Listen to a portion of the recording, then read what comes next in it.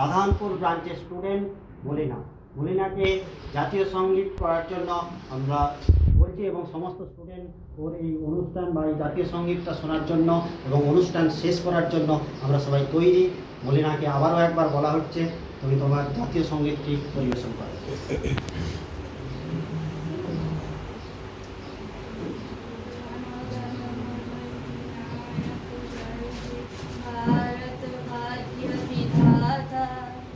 पंजाब सिंध गुजरात मराठा द्राविड़ उत्कल बंग विंध्य हिमाचल यमुना गंगा उच्छल चलचित रंग तब शुभ नामे जा